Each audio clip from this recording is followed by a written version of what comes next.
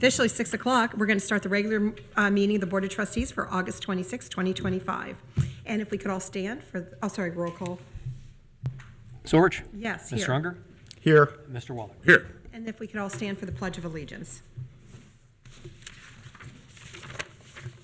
I pledge allegiance to the flag of the United States of America and to the republic for which it stands, one nation, under God, indivisible, with liberty and justice for all. So before we sit down for our moment of meditation, there was a 13-year-old Colerain Township child hit. I would like you to keep him in your prayers and for his family.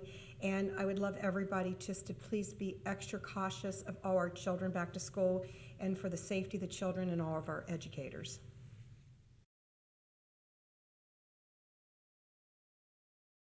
I thank you so very much.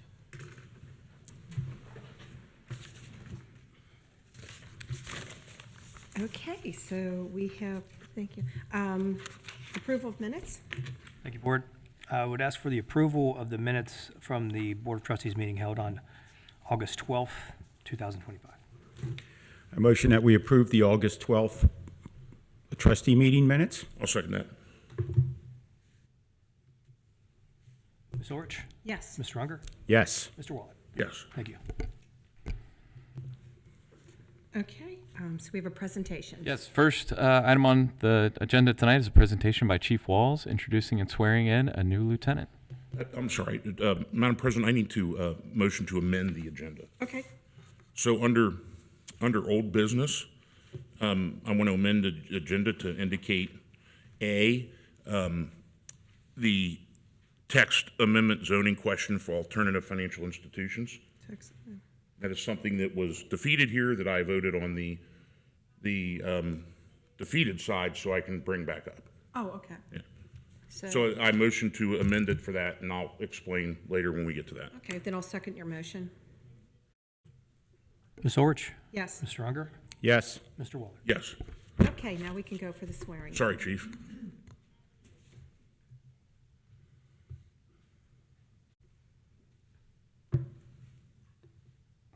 Good evening to the board and those of you in attendance and those of you watching from home.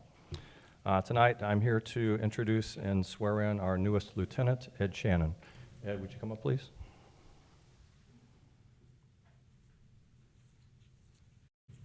You can stand on either side, whichever one you want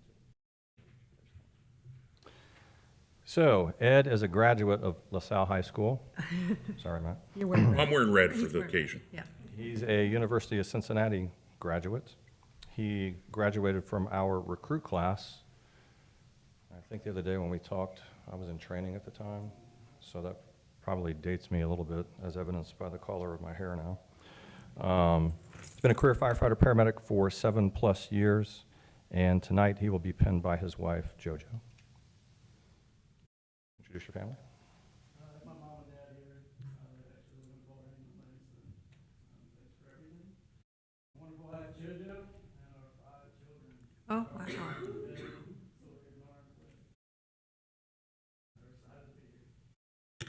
You want to come up? Y'all want to come up? Oh, here comes some people in here to witness.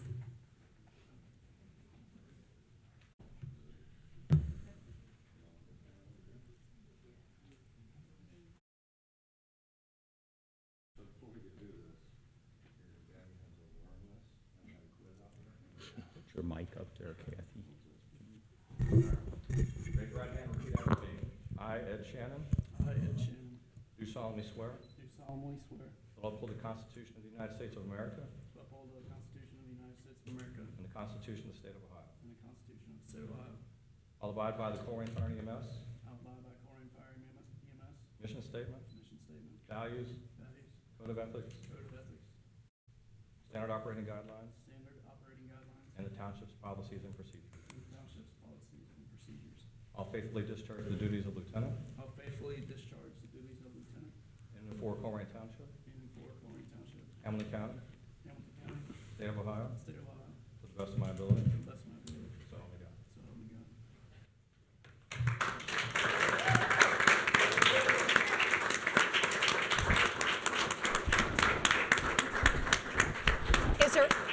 twins? Okay, I'm thinking, okay. Thank you for your longevity to Colerain Township. Congratulations. Thank you so much for your service. And congratulations to your family. What a big day for you. Now, Dad's taking everybody out for dinner, right?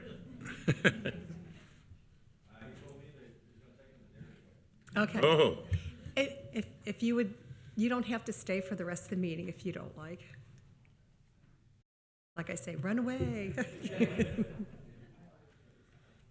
And thank you for all for coming out to support him tonight.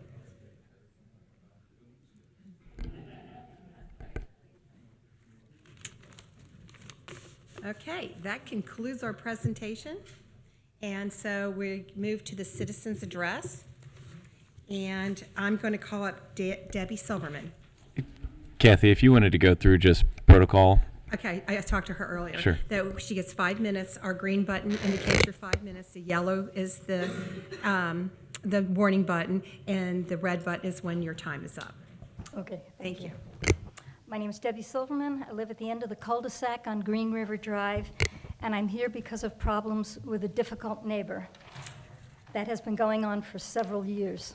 After I welcomed her with homemade pastries when they moved in, the next day when I refused to pay for her to trim leaves hanging over the fence, she started a series of passive-aggressive behaviors.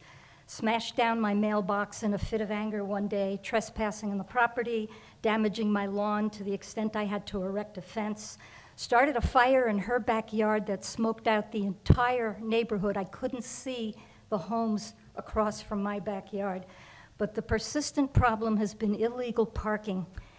We're in a cul-de-sac, double driveways, too wide, too long, but at any given time, there are 2 to 8 cars from this home not pulling all the way up to the driveway, blocking the sidewalk, often sticking out into the street. And it wasn't until I saw the mail carrier out at my mailbox one day, and I asked her what's going on. She says, well, he's blocking, the truck is sticking out, so I can't even pull the truck up to put your mail in the box. I have time today, but it's frustrating because I don't always have time. Turns out I'm not the only neighbor having this problem, and that's why I decided to come tonight. I've called Officer Boyd and the police department numerous times about problem. This neighbor sometimes has cars sticking out so much that I cannot get out of my own driveway. A friend came to pick me up and had to wait until they moved their car so that she could get into my driveway. And this is a recurrent problem going on for several years. And if it's happening with, Officer Boyd says, about 20 other neighbors, they've had calls. What surprised me was that he said, it's not illegal to block the mailbox, but it is illegal to block the sidewalk, but nothing ever gets done. He told me that several times he has actually towed some of these cars, and they're Lexus, Jaguar, Cadillac, whole bunch of high-end cars, and they often park, sometimes even obstructing the fire hydrant, and definitely at the narrow part of the cul-de-sac and on the part that says no parking. And everybody is afraid of this neighbor, so that you may not be getting many complaints because she's got everybody in the neighborhood afraid. I would like the township to do something. If there's no state laws, isn't there some kind of township regulation that you have to follow the laws on parking and you can't park in a cul-de-sac obstructing other people's driveway? That is my main complaint at this point. And if it's a problem for other people too, it seems like the township should help us. thank you. Thank you. Okay, we have your name and your address here, so we're going to look into this, okay? Thank you for coming tonight. Okay, Eric Reifenbacher. You do that on purpose. Reifenberger? Rife, I know, it only took me 4 years, so you're way ahead of the curve. See, I was hoping Chief Walls would be able to join us back in attendance, because what I'm about to announce, even he does not know about yet, Okay, would you like to wait? if that is possible. Okay, Carrie Davis, if you can come up and talk, please.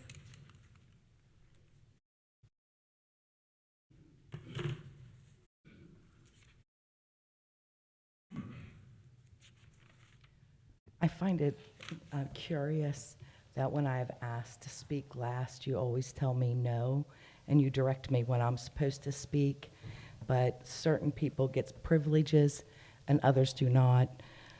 At the last meeting, at the beginning of my statement, I mentioned this problem, how you give certain special people privileges that you deny to others, particularly corporate executives. At the last meeting, the uproar was not mental illness. It was not somebody being cuckoo. People aren't fanatics, Dan. They're disgusted. They're disgusted with this differential in treatment of residents versus friends versus corporate executives.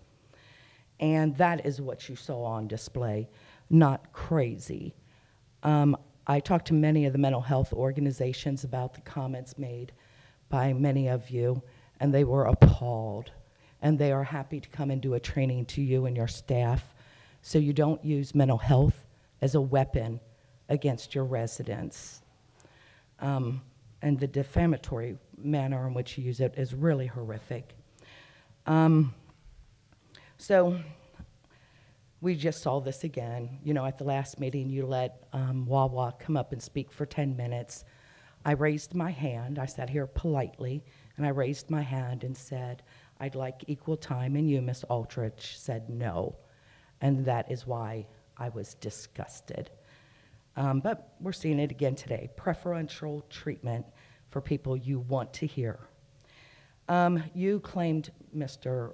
Unger, that Mr. Wetback had debunked all the issues I had raised. And this is why I'm always saying, are you listening? Are you hearing me? It's because it doesn't seem like you're really paying attention to what I'm saying.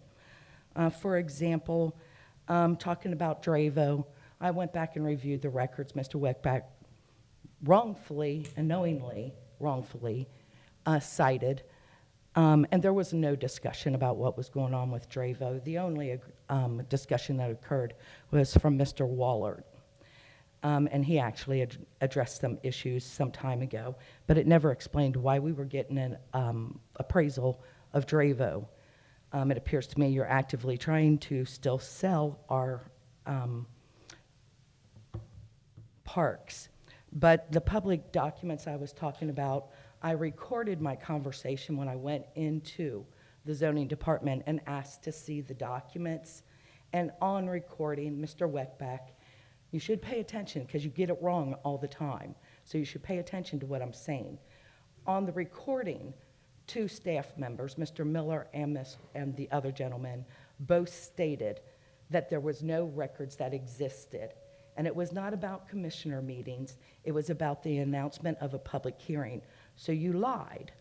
I'm still waiting on my request from you. You wrote an email to residents telling them Wawa was ordered to put that mountain there, and you have not responded, but multiple agencies have told me that is a lie. He sent out a lie to residents to deny, delay, and to dig his heels in on being right when he's clearly wrong. So everything you supposedly answered to was off the mark. And I'm surprised, Dan, because you always say you're taking notes, but you didn't realize he wasn't even talking about what I spoke about. I want to show you this document. It's a co-permittee form for the EPA. Colerain Township Zoning Department is a co-permittee on stormwater runoff. So we do have the authority. There's also multiple legal opinions and court cases that demonstrate what I told you the solution was, and that is to pull for a review of the final development plan for compliance. That option is available to you. Not one of you took us up on that option. Mr. Wallert, I think you raised some very great questions when you were questioning Wawa, and I do appreciate those. Your comments about the grading rights, you were right on the mark. You are exactly correct, and you did try to hold his feet to the fire. But when he doesn't answer you and he gives you a BS answer, you guys just let him go on. And that's why it would have been important for me to be able to speak, is because Okay, thank you. the public doesn't Ms. have a right Davis, to your be time is heard. up. Ms. Davis, Thank you. your time is up. Thank And you. Mr. Wallet, you are Ms. also Davis. correct on the responsibility of Ms. Wawa. Davis, your time is up. So thank you very much for bringing up Ms. those two Davis, your good 5 points. minutes is up. Thank you. Okay, do you want to go out and get Chief, or? He said it would be 5 minutes. Okay, well, we don't have any more, if anybody else has to come up for citizens address. Chris will go out and get him if you want to come up.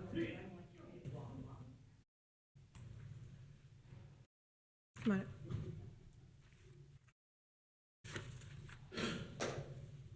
Here he comes.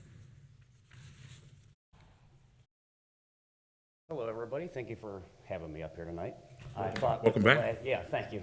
With the last 3 months of the year remaining, I thought I would update everybody on the progress that Cans to Care has up to this date. We are doing absolutely fantastic. It is far beyond anything that I could have personally have expected, and the outpouring of support from the people of Colerain and surrounding communities has been awesome. Every year, our goal is $1,000 raised, and that goal has been surpassed easily. And with Mr. Walls back in the room, and being that he was involved with this from the very get-go, I am pleased to announce that our grand total that was set in 2022 of $1,597.30 has been surpassed. So we are now in brand-new territory, and we still have the big recycling day coming up, so everybody at home that's watching, that will be September the 27th. Hope to see you there. And I want to thank everybody that is not only in this room that have contributed, but everybody that's been involved from the very beginning, and all those that are currently joining the cause to help burn victims at Shriners Children's Ohio. So let's keep it up. Let's go strong into the end of the year. And when I see you all again in December at the last trustee meeting, let's have a wonderful new grand total record. Okay, how can the public reach you? You can find me on Facebook. You can look me up. I have the Batman shirt on. I'm pretty easy to find. Plus, with the last name Reifenberger, that's pretty easy also to find, even if you purposely pronounce it wrong. And you're a captain in the fire department. Well, yeah, my evil twin is, yeah. But yes, I thought everybody would enjoy hearing some great news for a change around town. So, Thank you so much for all your. Thank you. Thanks for all the hard work you do. And I'm still trying to get a hold of the Bengals. I knew somebody that worked there. He does not work there any longer, but I'm still, they'll probably charge you, but that's all right, I guess. well, apparently tailgating is free, so maybe I can show up in a parking lot or something, but, Hey, let me know and I'll be out there with you collecting them too, so. all right, we'll hold you up to it. Yeah, absolutely. All right, see you there. Thank you. Thanks. Okay, if anybody else wants to come up and speak for citizens address? Okay. Please state your name and your address. Welcome, Mr. Keechort. Hello, my name is Matt Teetsort, 8448 Linus Drive. Short and sweet to the point. I just have one question in case somebody here has the answer. Is Mount Wawa contaminated? Thank you for your time. Okay, thank you. I think, No, we'll cover that in a minute. cover that in administrative report. Okay. We will now move on Work to back. administrative report if nobody wants to come up and speak. So for administrative reports, I was going to look to see David Miller, if you were able to answer that question. And then Ed, I didn't know if you had an opportunity to speak about Green River or not too. Yeah, if we could have you speak to her. What was the other topic? Not related to you, so. Okay. So, we have heard those questions asked by others as well, Mr. Wallert, and we have inquired, and we've been told by Wawa employees directly that they have done Phase 1 and Phase 2 environmental analyses on site, and so it's clean. That property is clean on their records. As well, on the corner of Rayanne and Colerain Avenue, there is a vacant lot, 10299 Colerain Avenue. That is owned by the Cly family, so it's a different name than what sold their property to Wawa. So, not sure who all is part of that that ownership team or family, whoever. Is that where the produce market usually sets up, or is that across? No, sir. So if you This is at the come- corner of Okay, Rayan. gotcha. Corner of Rayan and Colerain. Okay. There used to So- be a gas station there years Yeah, ago. there used to be Service station. Northgate Pony Keg. Yeah. So I actually looked this up myself on the federal EPA site, and on that site, it lists that address with a no further action letter. So that means on the state level, that runs through the Buster site, BUSTR, for underground storage tanks.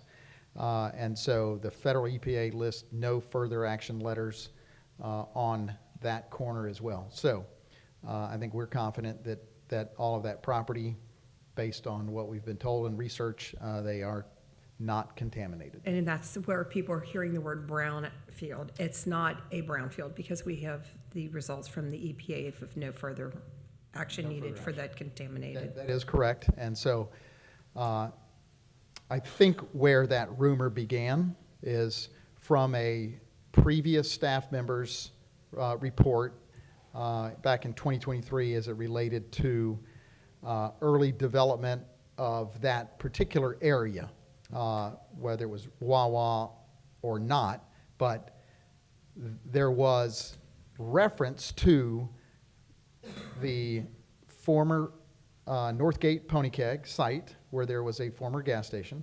And then if you go south on Colerain next to Stalen Meats, there is a car connection, used car sale lot there.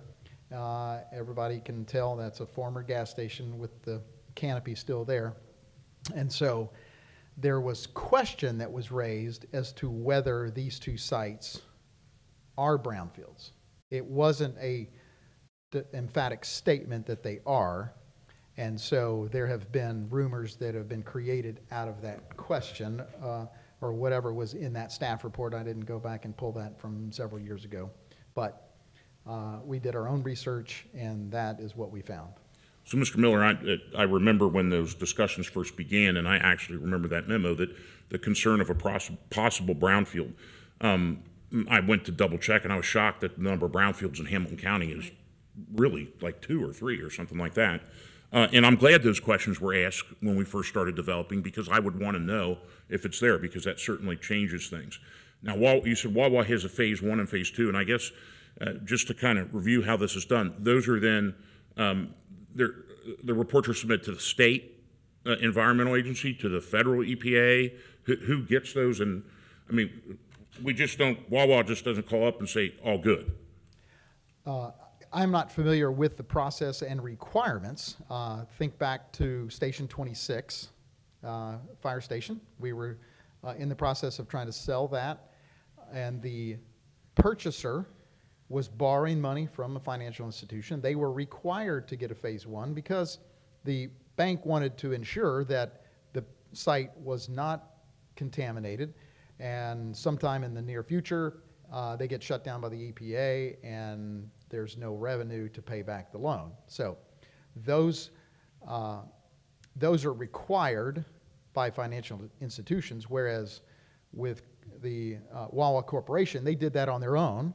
And so my assumption is that that data is reported so that it goes into a database that can track those types of studies and results. Now, I'm not an environmental engineer of any kind, so I don't know if those are required to be reported. There may be some voluntary reporting that Wawa undertakes so that they can then ensure everyone in the future, let's just say they want to sell it in the future, then they have a no further action, or they have a clean bill of health that they can point to, and it's on the record. So there's it actually seems like that's prudence on their part. It's a provenance of the land, and I know this from working with now 5 years with Hamilton County Solid Waste District. If the EPA is involved at the state or federal level, you have paperwork and some more paperwork and some more paperwork, and everything's documented very specifically because of that. You may remember years ago there on Galbraith, across from the Skyline Chili in North College Hill, there was a dry cleaner there. And that came up as a brownfield or possible brownfield. And before Kremers moved in, I think they had to spend 6 figures to remediate that property so that the restaurant could then be there. So there is a chain of, when the feds get involved, and the state gets involved, the EPA, there is a chain of that. And I'm glad that we have that report, and I'm glad that that question was asked by the former zoning director, because that's a significant question. I mean, as long as I can remember, that's been Clyde, but, I was born in 1969, so I missed the pony keg, I guess. But thanks for clearing that up. I don't know if my colleagues have additional questions. No. I spoke to Mr. Warnerman about that, and they do have the environmentals, and any responsible business would not buy a site until they had the dirt tested, and it's not a good idea to go around claiming such things when it's in contrast to what the state EPA and other agencies involved have determined.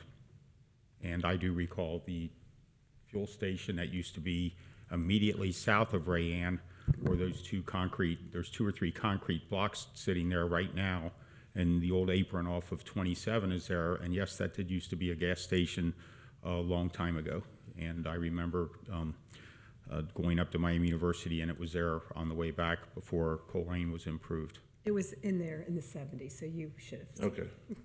Kathy would remember that, I wouldn't. I I went was to busy Miami, so I- protesting the hostages being taken in Iran in the 70s, Okay. at the age of 10. But anyway, thank you for clearing that up, Yeah. David. I think it's important I think the because, public really should know. You're right. right, and when people hear that, they become panicked, and the fact of the matter is, there's all sorts of documentation from the state that says differently, so.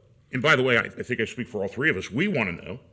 Mr. Weckbach wants to know. I mean, the whole township wants to know if that's it might have been actually Mr. Unger's memory that spurred that question. He might have said, wait a second, when their gas station there one time, when this first started in, 22, 23? And when Wawa first approached us, that was, Yeah. that we were first approached, that was one of the questions that we answered here at a trustee meeting.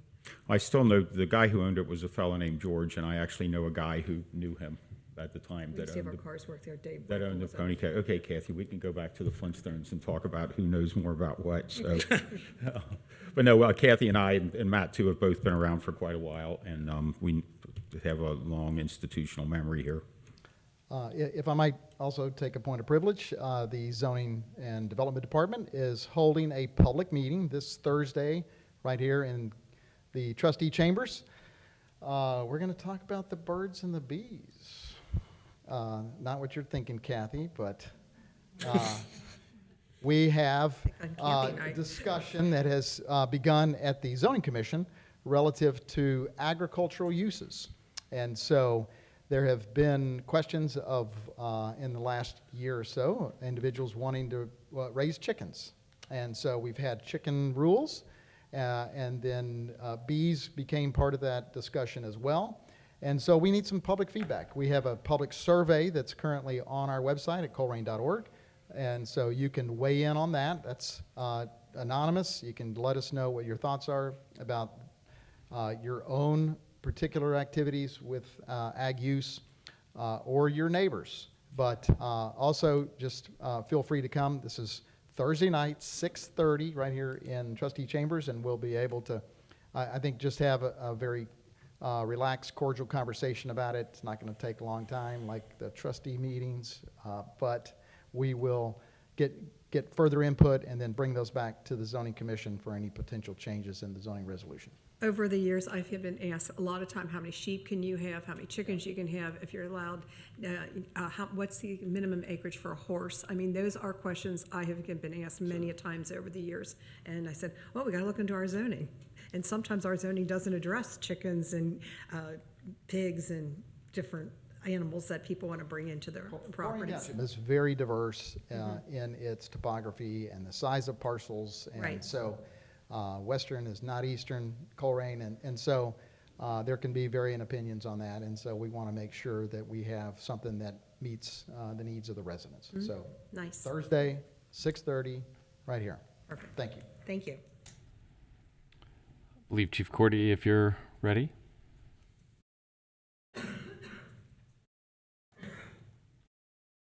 Welcome back, Chief.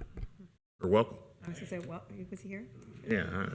Just to address the comments made about Green River, why I'm not overly familiar with this. It sounds like Henry and his crew are. Illegal parking is one of those things that we do have a township resolution that is on the books for parking in a fire lane and such with that. That is unfortunately something that we can write a citation for, but that's the extent of what it is. If it is actively blocking a hydrant and there's an emergency, we can tow a vehicle at that point. There are some different criteria that we can result in us towing it as well, but blocking a sidewalk is also one of those incidents that are a citation only type of thing. Anything that's blocking a mailbox, I'm sure other cities, other townships, other places in the state of Ohio might have an ordinance in place, but that with us not having anything on the books or the ORC dictating it, that's actually controlled by the Postal Service. So a complaint for someone blocking a mailbox is actually in their purview. Okay. Questions on that? Thank you for addressing the citizen. You introduced yourself to her, I guess. Yeah, and I'm sure I'll be able to check with Henry and that crew, and they're going to know exactly what I'm talking about. Okay. Sounds like they're pretty familiar with it. By the way, I caught the Officer Boyd on the news, was at Channel 19, fantastic, a hero. I talked about his service in Afghanistan and in Colerain. It was fantastic. Overall, great guy. Yeah, absolutely. Thanks. Okay, thank you. And then a final administrative report from Assistant Administrator Mays. Good evening, Board. Good evening. Welcome. Thank you. So this comes from our Public Services Department. Yesterday marked our 5-year anniversary since we lost our beloved member of our team, Jason Haynes. He died while serving his community. I wanted to pay homage and tribute to him from our department.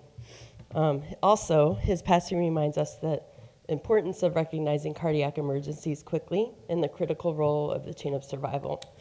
These steps can save lives and are essential in honoring the legacy of those individuals like Jason who gave in service to our community.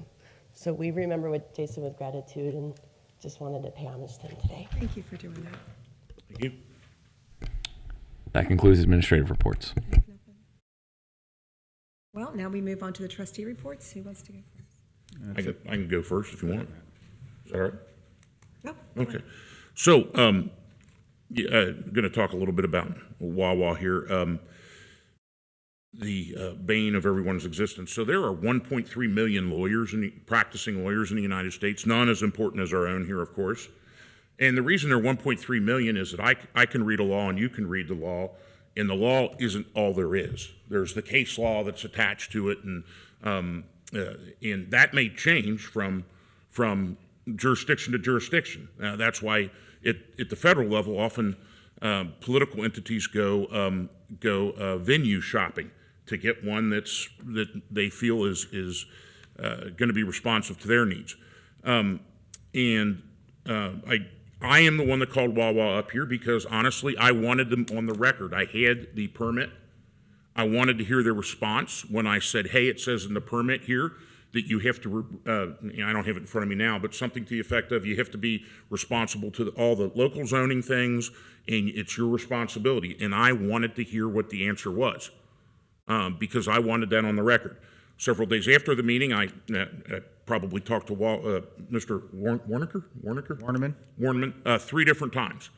And again, each time I stress, look, we need to work together on this. When it comes to what role the township plays, you will get different positions from different members of this body of the administration because we're not lawyers. And I was thankful that the zoning board asked for a complete legal opinion.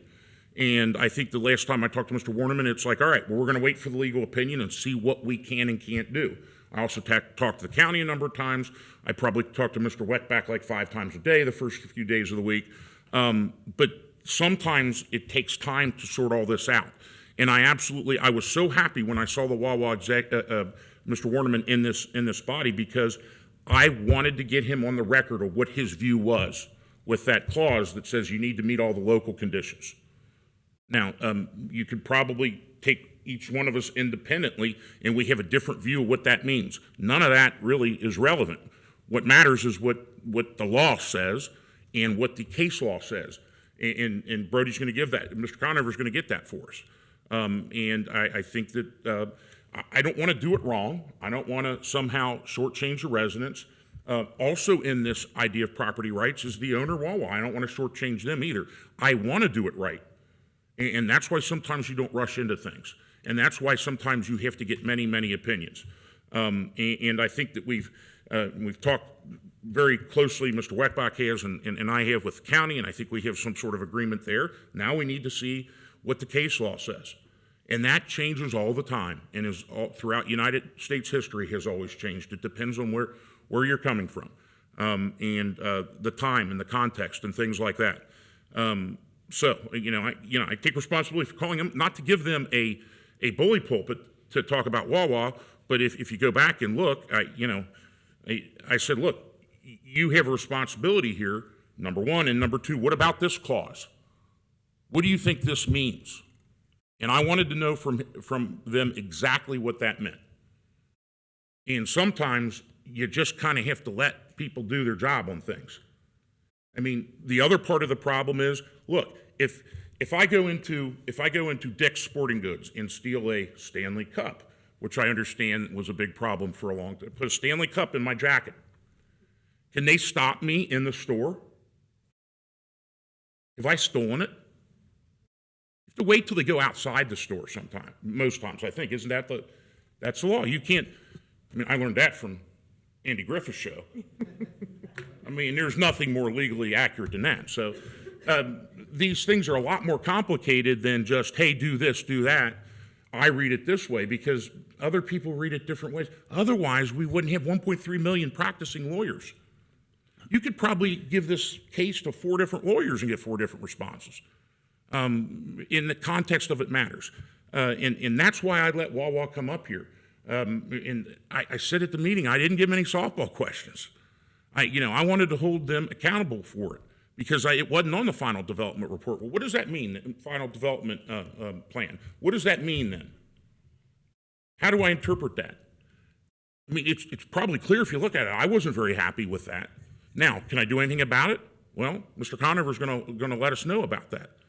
But sometimes this has to play out, and it's ugly. So my students I talk to all the time, my seniors I teach government to, the sausage making is sometimes brutal to watch. But the product's pretty good. In fact, better than all the others. So it sometimes has to play out. My intention wasn't up here to give the Wawa guy a hot stone massage. I wanted to know what in the hell he thought about this that said you're responsible. So I'll leave it at that, and I know that those are still ongoing, and I know that Mr. Conover is working on that, and I'm very happy to leave it in his capable hands, and what he tells me is what it is, whether I agree with it or not. And if I disagree with it, then I can go try to change it, which I've done in the past to the tune, Mr. Unger and I did to the tune of about 40,000 signatures a couple years ago. So just to kind of clear that up, it doesn't happen. It's frustrating to me. It doesn't happen immediately. It drives me nuts. I mean, in all my other worlds, I say something and it's done. Here it's like, well, we have to do this, we have to do this, we have to do this. The other non-related thing, and this is another thing, I don't understand computers at all. First computer I got was Commodore 64. I broke it. I put the wrong plug in the wrong thing. It never worked. But on the agenda tonight is on Public Safety A is a motion to authorize Township to execute software as a service license agreement. And I'd asked Mr. Weckbach, and I don't know if this is doable, and this is kind of a long-term thing. Can we get kind of analysis of all the software we have? Is there any way that we can make it more efficient and cheaper? Or are there any packages that maybe cost more but do the job of 2 or 3 things over here? And I don't even know what that looks like because every time I have one, I'm like, well, it sounds good to me. And it drives me nuts. Like Microsoft, I think they're updating here in about 3 weeks or something. All the Microsofts will be gone. They'll probably change the way I do email. I still don't know how to do an attachment on the new Outlook. I look and look and look. But if there's any way that, because that's become a huge expense for us, if there's any way we can cut down on that, I would appreciate, not next meeting or next month, but whenever that's. Yeah, we're prepared to have that conversation as part of the budget and budget review. In fact, we were discussing budget today as an administrative team and looking at all of our software. And so Naturally, the biggest issue with switching from one software platform to another is there's usually startup costs that are larger in year one. And so my suspicion is you will see a strategic plan initiative for next year that ties into that, that's going to look deeper at, do we move platforms? Now, it may not be all of them. There may still be the gelatas of the world that are specific to that specific use, that don't necessarily integrate with our other systems that are in place, but we're going to be looking holistically. Typically, those fall under what are called enterprise resource products, and so those ERPs can be quite expensive or they can be cheaper. It runs the gamut, and so it's on our list, certainly, and we've got an awareness of where some of those costs are, but to be able to just sit here and say we can get rid of these, we have to know what the potential platform is to do that. And I give you credit, and I've heard this from you, and especially Chief Cordy with police stuff. They're like, well, it's too new. We have that technology. It's too new. We want to wait to see what happens. I never want to be the first one on new technology because it ends up like my Commodore 64, sitting on my desk for 8 years, never working. And you push insert to put an attachment. Yeah, but I can never find a paperclip. You have to like show the. And also the final thing is, throughout all this, I want to thank Mr. Miller for the yeoman's work he's done on developing and getting folks to come here to Colerain. We talk a lot about it's very expensive to run a township. One way to make up for that are to have new businesses, to have TIFs, which divert the money from the county to the township for development purposes. And I'm very thankful of that because you just go one township over to Green Township and look at their police station, which is incredible. That was all done with TIF money. So I thank you so much for that. And with that, I'll yield to my colleagues. Thank you, Kathy. I'd like to start out by saying hello to a person that is out in Los Angeles and has spent plenty of time in Taiwan and Los Angeles, and we have a nice international audience possibly this evening. Jason Haynes, wow, that has been a quick 5 years. I'm glad everybody in Public Works still remembers him. He was a nice fellow, and I'm sure the family will never forget that loss. As far as the way our meetings are run, the board president runs the meetings, and that would be this year is Kathy. And if Kathy or one of us wants to ask someone a question, I feel it's our place to do so. I get plenty of phone calls. I always give out my phone number, and I'm to Mrs. Silverman. I'm happy to come over and look at what's going on your street. My number is 513-404-3057, and I will certainly come over and have a look. With regards to the comment about some things that were said at the last meeting, I don't believe we've ever paid to remove one of these signs that is on our, when we tag a sign for being out of date or broken or hanging. And I think one of the residents stood up and said we pay to remove those and we're wasting money or whatever exactly the resident said. Have we ever paid to have a sign removed, or have most of these people removed them on their own? To date, I don't believe that we have had to abate any of the signs that we've declared abandoned. And part of that is the function of the timeline to even get the contractor in place to do that. So the first meeting where we declared signs abandoned was the meeting where we were hiring a contractor to be able to do that. So, and most of them, this is very similar. It's like our vacant process and our rental registrations. Once folks get through the process, they recognize this is going to happen, and so then they take it on themselves to take care of the issue. And specific to what was said at that meeting, the old Creamy Whip that's there by White Oak Christian Church, there was a comment made by a resident that we paid to, we're wasting money, we pay to remove those signs. To the best of your knowledge, did the owner remove that sign? That is my understanding, and David Miller is shaking his head to So we confirm. paid nothing. Sadly, that resident left this meeting half an hour ago and didn't stick around to hear the answer. As far as people I take legal advice from, that would be you. I realize there's other people in these meetings that have a lot more courtroom experience than any of us, but I take my advice from you when it comes to township matters. Some of the other calls I've gotten, there's quite a large sinkhole out in the middle of the parking lot at Myers. It's surrounded by caution tape, and I went over and looked at it. It's a couple feet open, and Myers is a great place to shop, and I am sure they will get it addressed. Hats off to our code enforcement for getting over to Kingman and Compton, where the grass is knee-high and needs to be addressed. And thank you for your assistance in responding to a resident issue over on Schneider Farm. Mr. Weckbach. I also had another call about the new sidewalks on Joseph Road. They're great. Who's going to keep the grass cut around them and take the snow off of them? And thank you for the research, and your answer is it's the adjacent property owners, just like all the other sidewalks throughout the township. Right. And go walk the sidewalk. It's nice. I hope that as school ramps up that the students are using it. It's a big safety issue to be walking along Joseph Road. And I also had another issue. There's a gentleman who spends an awful lot of time very peacefully over in the corner of the parking lot at Home Depot. To those who have seen him there in the dark-colored automobile, our police are addressing that issue. And congratulations to our good friends, a longtime township organization, Germania. They had a very successful event this past weekend. It always helps when you get nice weather. And I still need to get over to Grass Creek Court. I think there are some pavement issues over there. And once again, if anybody ever needs to talk to somebody about a township issue, 404-3057. Thank you, Kathy. Thank you. I think Matt had one more thing. Yeah, I had one more thing. This is for Mr. Conover. So we're in elections, and for my two colleagues, we're in election season, and I don't care where people put their signs, but however, I think it's puts the township in a predicament if any campaign signs are on actual township property. Am I right on that? Yeah, I think in our zoning resolution, temporary signs, pulling it up, Jeff had it up, I think we had talked about it. There's one right now in the driveway at the park over by Colerain Elementary, because I saw it on the way I here. got some calls and complaints about that. So I don't care where the signs go, but I think that to use township property is a problem.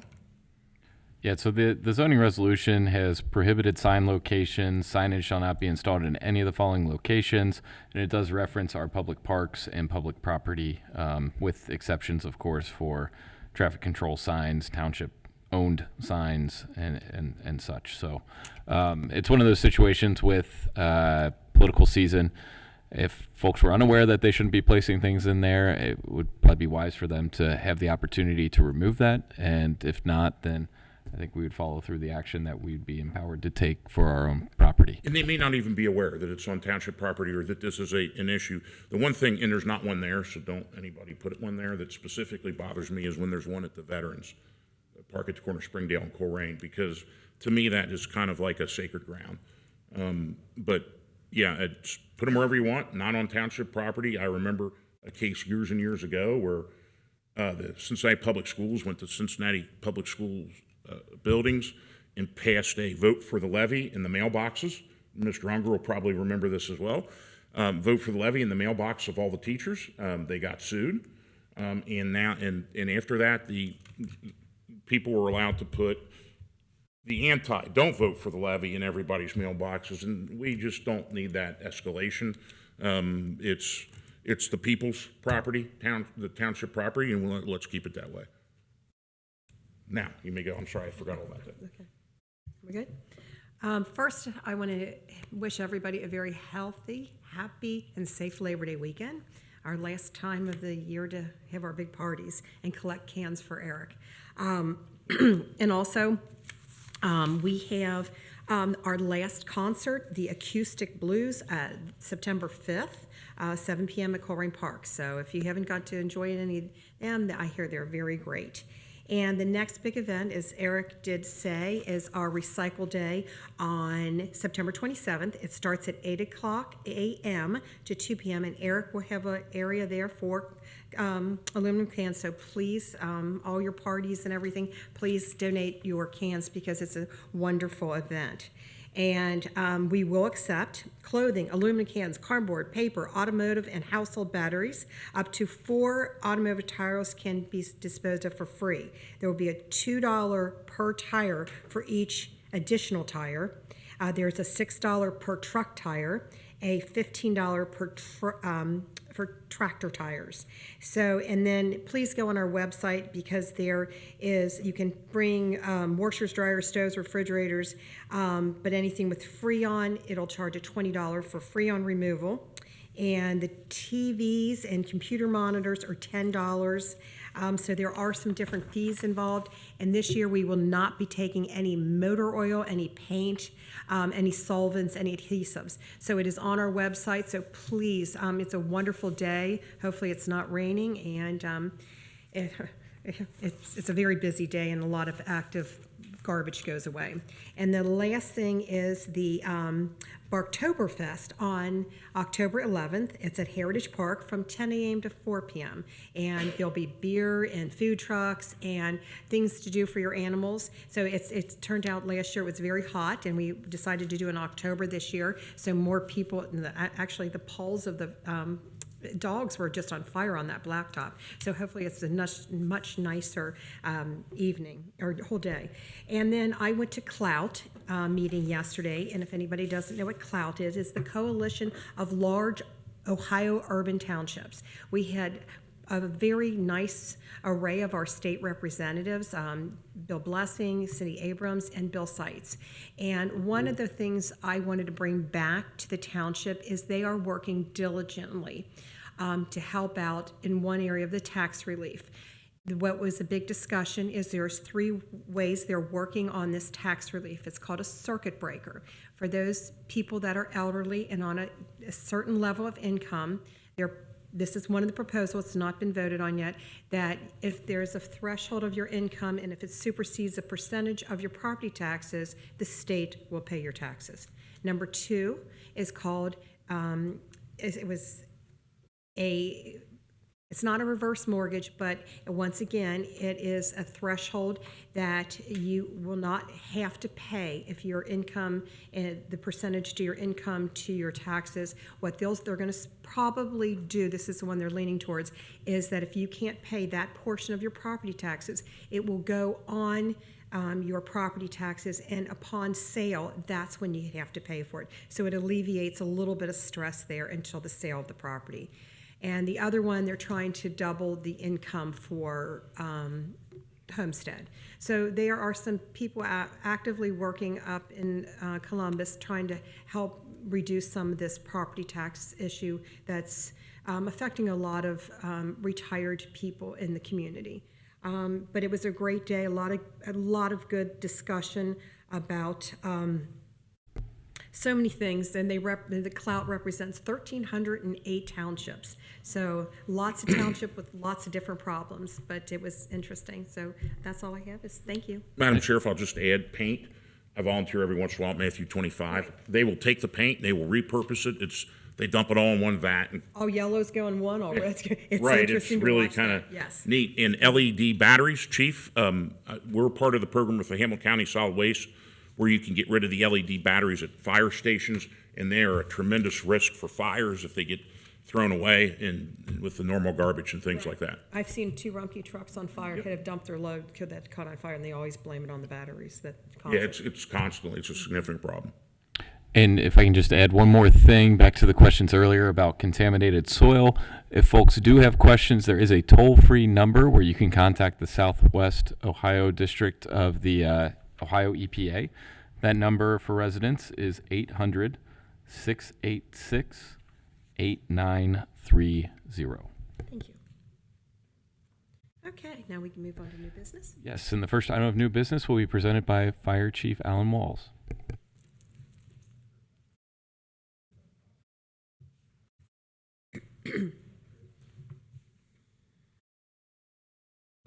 Good evening once again.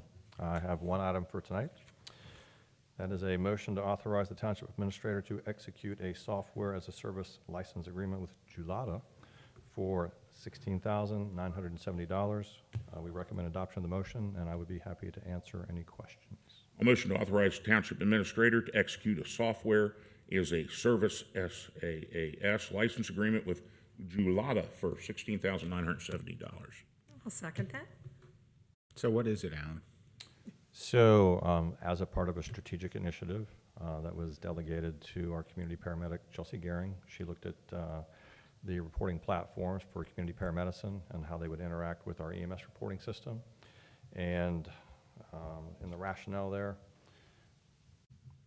in essence, it's a more robust reporting capability, better aligns with our operational needs and supports streamlined communications between those in the field and Chelsea, and ultimately allows us to improve patient care and program oversight.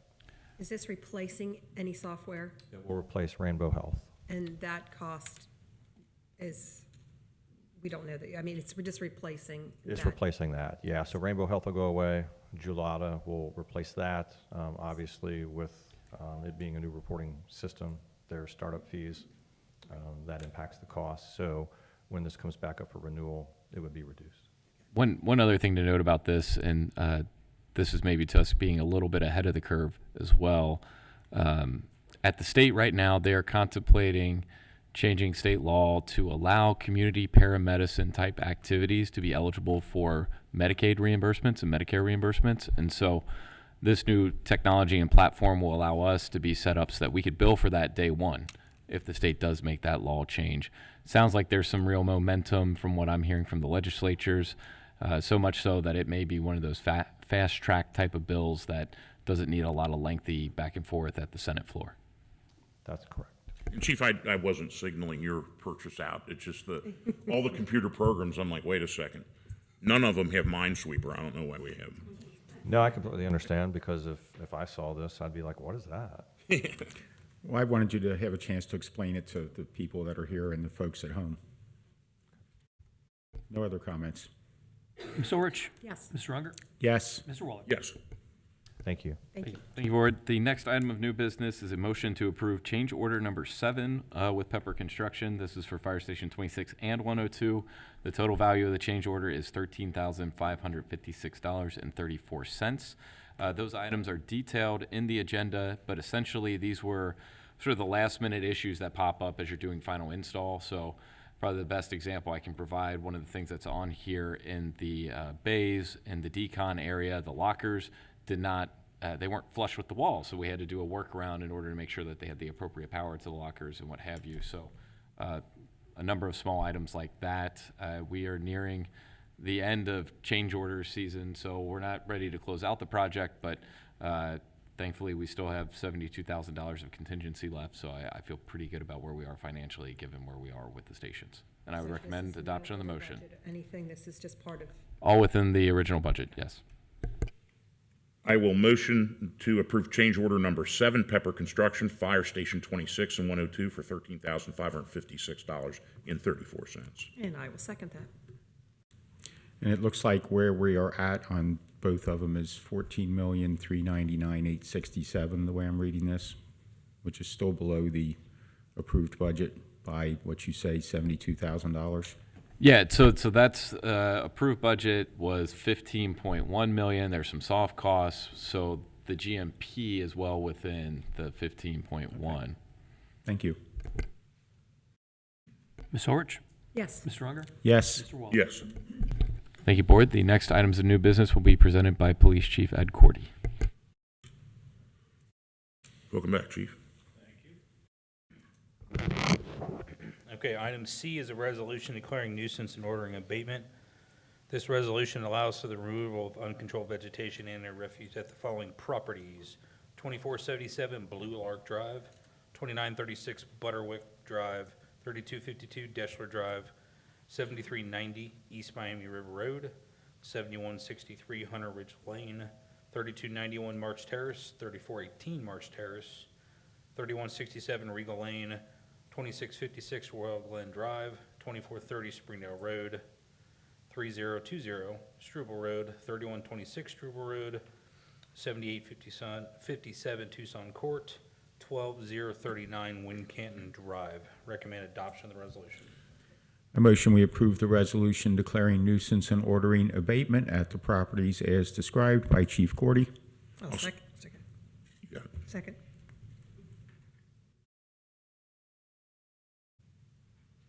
Ms. Orich? Yes. Mr. Unger? Yes. Mr. Waller? Yes. Item D is a resolution declaring a junk motor vehicle at 2480 Clover Crest Drive. At this address, there is a 1988 black and red Chevrolet Silverado with Ohio plate KEX 6470. Recommend adoption of the resolution.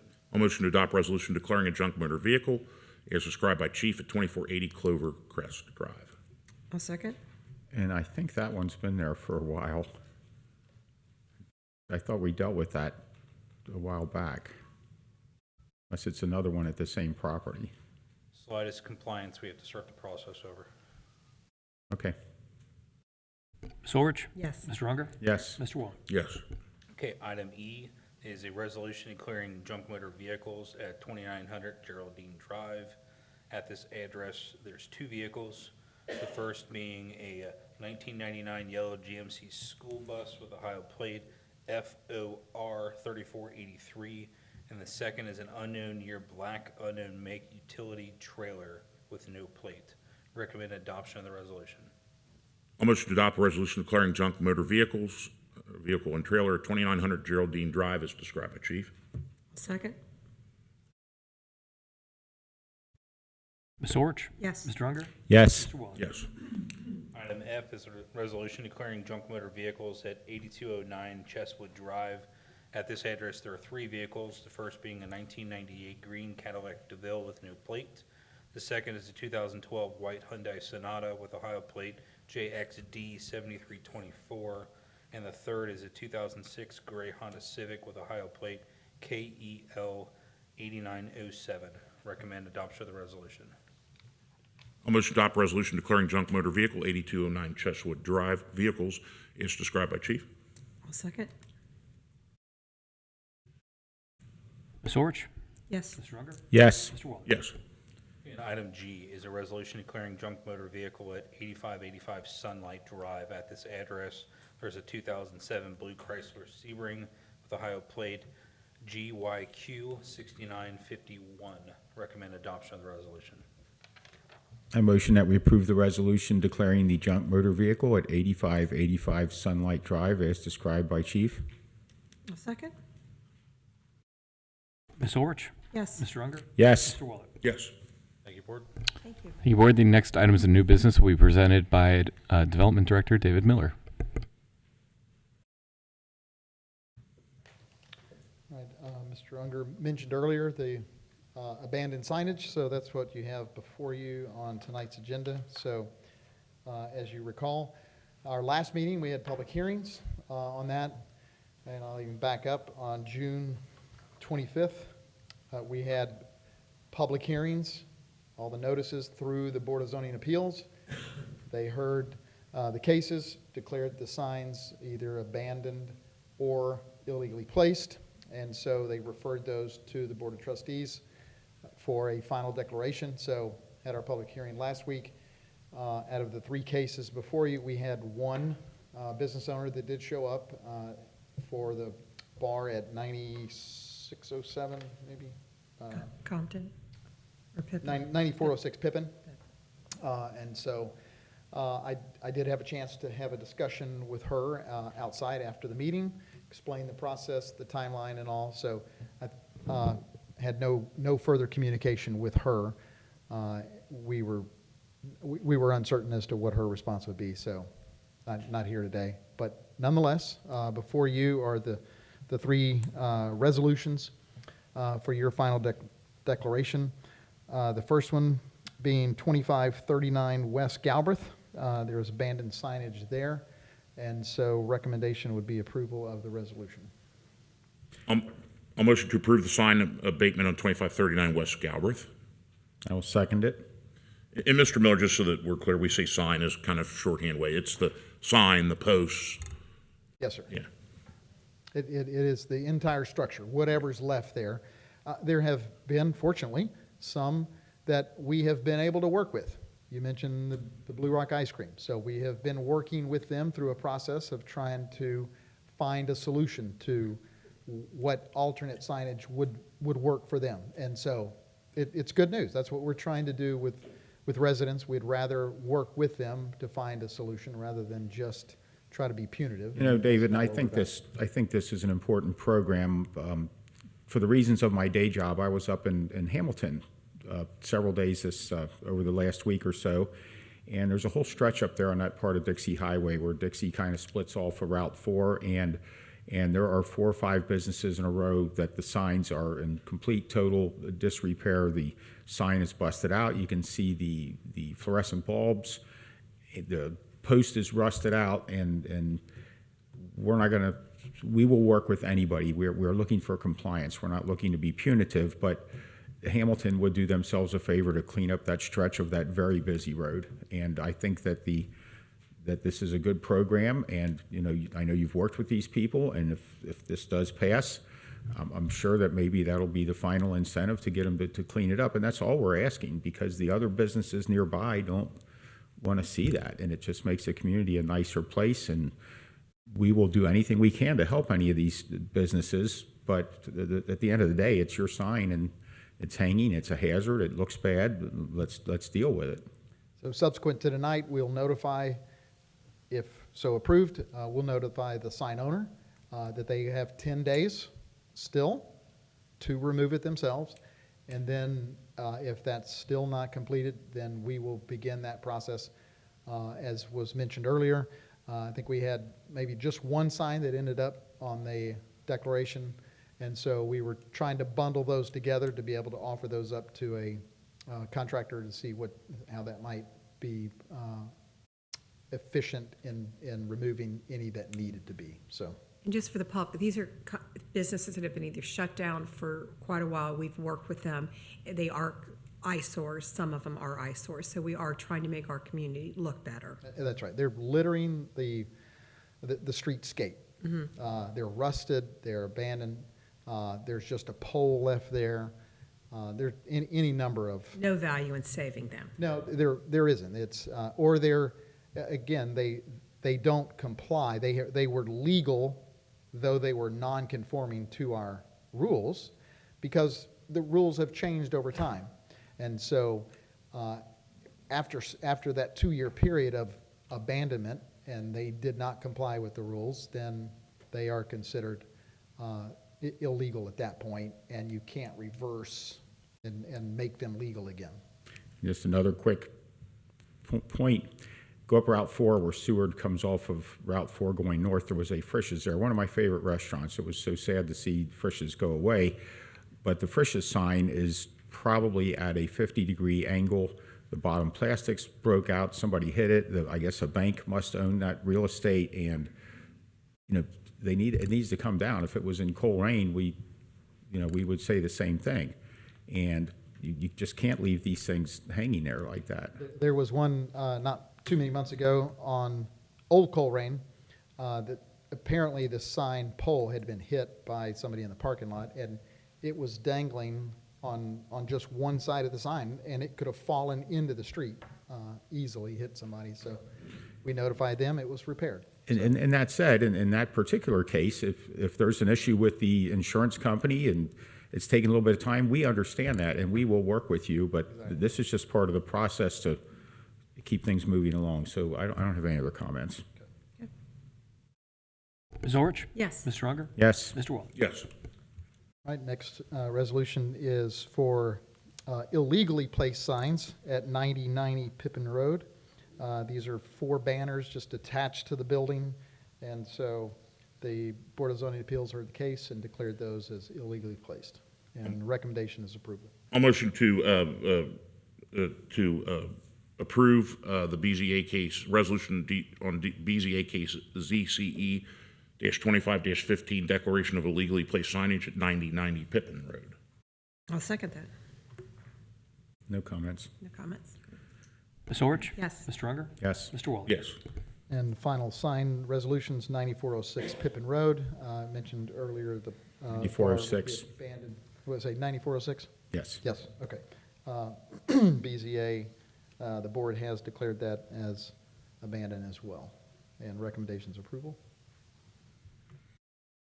A motion we approve the resolution, the declaration of abandoned signage at 9406 Pippin Road. I'll second.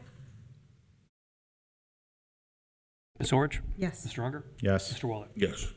And final development item is amended fee schedule for planning and zoning fees. So the rationale that was in the packet, I think, lays out the reasoning. We've just continued to try to be equitable in the amount of time that we spend reviewing certificates.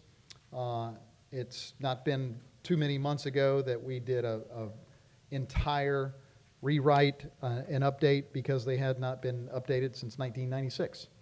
And so there was a continual analysis that's being done. And so these revisions are before you, and I'd like to recommend one amendment. We had recommended an accessory structure to increase from 70 to 100. And after staff discussion and analysis of how long it really does take to do an accessory structure, it might be a deck, it might be a fence or a pool, something to that effect. We think that we would prefer to leave it at $70. So we would just, I would recommend that with that one amendment that the fee schedule would be approved. Okay. I motion we approve the updated planning and zoning fee schedule with the amendment as described by Mr. Miller. I'll second that. And when you do these, you do call other, or you know about other zoning, that we are not out of line with what is the norm. Exactly. That's, we look at other jurisdictions and see how they're doing it and want to make sure that we are competitive. There are places where I think we're below, and we want to be on, and again, trying to be equitable in how long it does take us, and we're not out to be a revenue generator per se, but covering our administrative costs. Right. So the goal that you just mentioned is to be revenue neutral. If it's revenue negative, then it becomes a burden, albeit not a lot, but it becomes a burden for the taxpayers, and that should be borne by the folks that are doing whatever. Absolutely.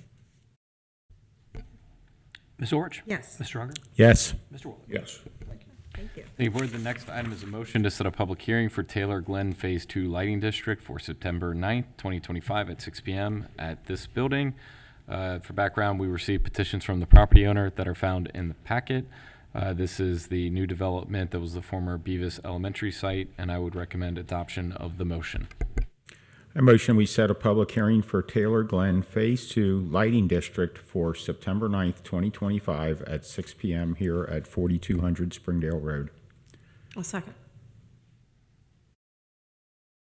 Ms. Orich? Yes. Mr. Unger? Yes. Mr. Waller? Yes. Thank you, Board. The next item will be introduced by Assistant Administrator Jeff McElravy. The Mac is back. Yeah. Good evening, Board. Good evening. Next item on your agenda is on page 68 of your board packet. This is a resolution, excuse me, wrong one. With me here one moment, please.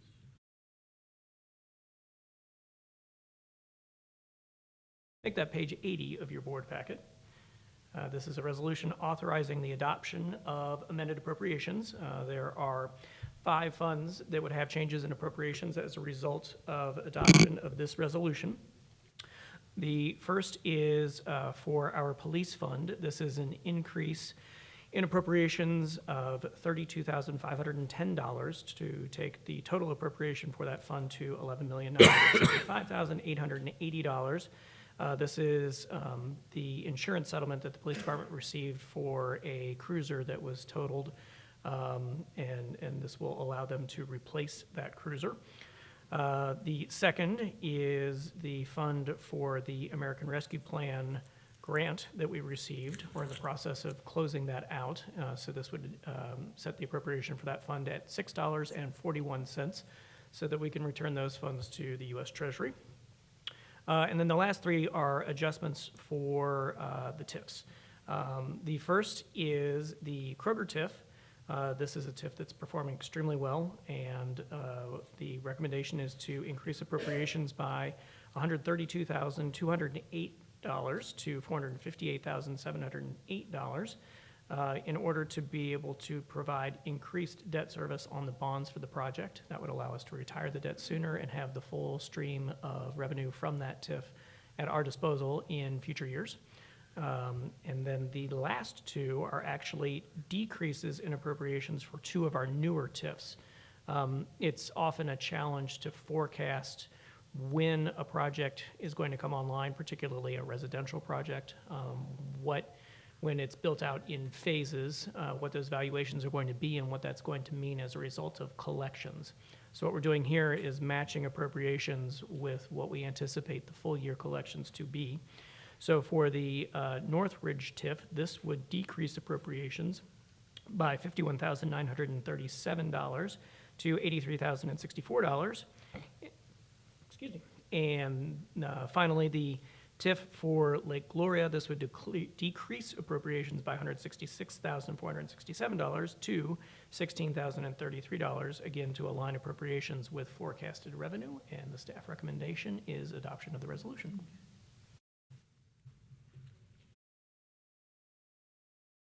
I'm trying to get this to move on my screen. I'll motion to, go ahead, No, I'm just motion to approve the resolution authorizing the adoption of the amended appropriations. and I'll second. So the big drop specifically with Lake Gloria, that's just for this year. Do we anticipate revenues from those TIFs to be different in future years, or we're just off? We do, yeah. As the project builds out, we expect that those collections will increase, and that we'll be back before you with those adjustments as that happens. Because they're 100% occupied right now, and they're totally closed to that whole, they're done with that whole Lake Gloria, correct? Yes. Yes. Waiting list, yes, I heard. So is there another phase that's going in, or? Right now, that's it for the project. So the issue is timing and when that real estate tax bill hits in full versus in part. So we only got a partial tax bill because it wasn't completed. That trail's ahead. So I mean, taxes paid this year were for last year, so. Okay, that clears it up for me.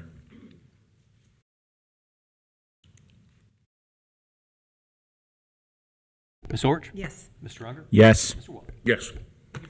Thank you. Thank you. Hey, Board, the next two items will be presented by Assistant Administrator Tiffany Mays. Welcome back. Thank you. Good to be back. Board, the next item can be found on page 84 of your agenda packets. This is a discussion and direction on updates to the Township Policy Book. The policy book was most recently adopted in December of 2024.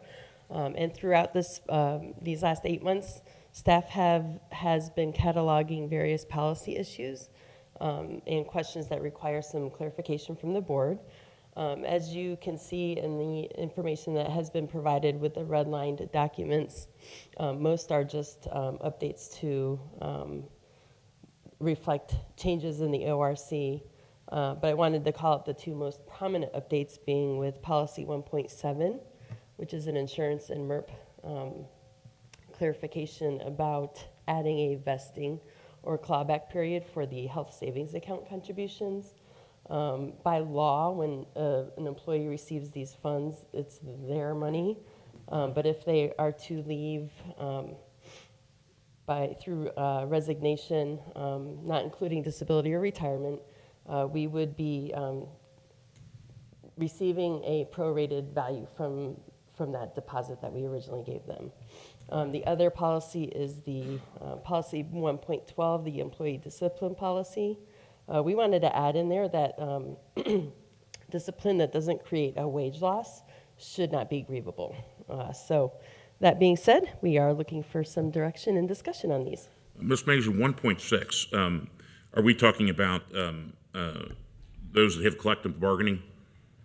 Is that where maybe the evaluation? Can you give me an instance when the evaluation policy in the department would be different than the township? Sure. So currently how our policy is written is probationary employees will receive, instead of an evaluation, they'll receive like reports on how they're doing and how they're getting along with, their job knowledge and that kind of thing. We do have uniformed departments that have their own internal process for probationary staff, so we wanted to delineate the difference between the two. It's not to suggest that there's less evaluation, if that's the question that you're trying to get at. No, the question I'm getting at is the if there is some action to be taken, it's still done at the higher level, not the lower level, despite the fact they may have different things, they may have different tools to measure employee success or lack of. Yes. Okay. Thank you. Yes. Thank you for your work on this. Yes. Okay. So I guess hearing no further discussion, we'll probably bring these back as a resolution for adoption. In the past, we've had policies be read twice, so if you all would like for this to count as first reading, we can have it ready for adoption at the next meeting. I think we could go for adoption at the next meeting. Yep. Thank you. Thank you for your work. And the last one is a motion authorizing the Township Administrator to execute a right-of-way consulting agreement with OR Colerain for the Springdale Road Sidewalk Project. And this is project ID number 120861.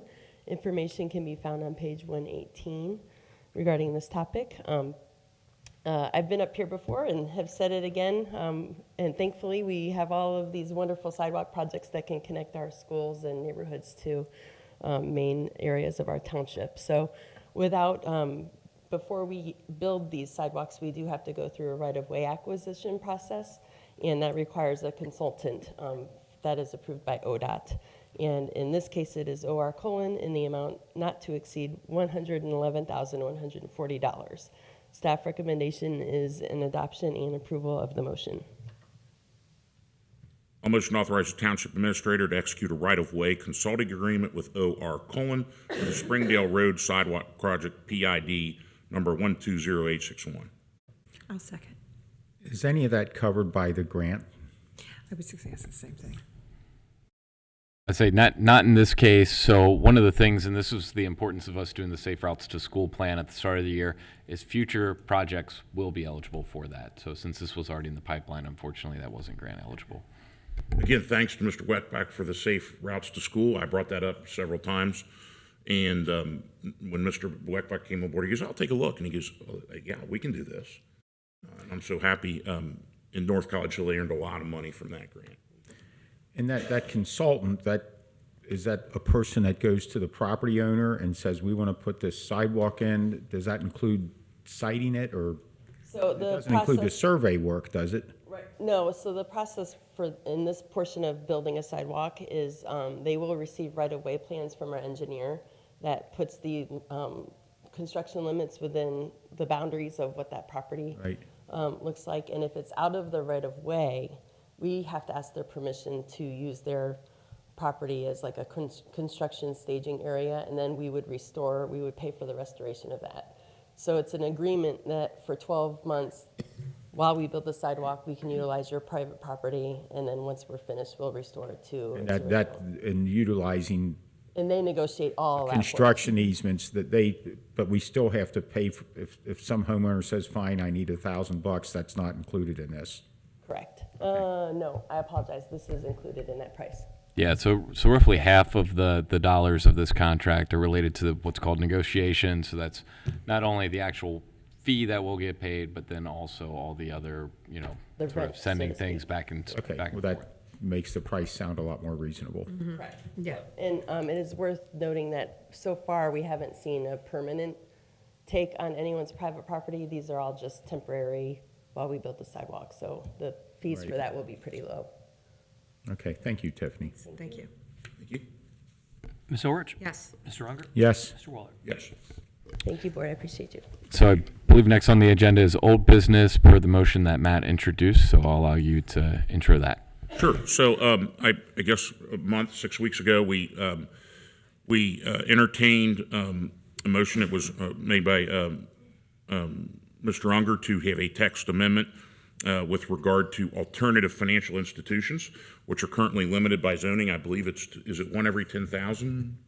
And there's one that's currently grandfathered in. I don't know, it's check cash or check cash into cash or check becomes cash. I know it as the old Duncan, not surprisingly. They wanted to move across street to the Aldi in, I guess, where the old pet Next thing. to Ashley Furniture. Yeah, next to Ashley Furniture, that's right, that's what I was looking for. In my, my opposition to this was born by the fact is I don't want another check cashing place, and what could technically happen is that they could leave their structure at the Dunkin', go across the street And if it's the next person, if I get this right here, Mr. Conover, correct me if I don't, within the next 2 years, if another check cashing place would rent that structure, they would receive the grandfather clause, for lack of a better term. I had multiple discussions with the owners of the Aldi and the Ashley building, which those are out-of-town owners. And I was quite frank with them. I said, I don't want another check cashing place. If you can reach a deal or if you can bring me a lease from someone that's more than a 1-year lease, a 2-year lease, which would lock out the potential of adding another check cashing place, then I think that we have some room to work and negotiate on that. In the meantime, I've spoken a couple of times to an individual who's interested in renting that and is not at all related to check cashing. I think he has a larger plan for that area. So I think if we look at a long-term vision for this, and I don't know how this looks. You guys tell me how this will look.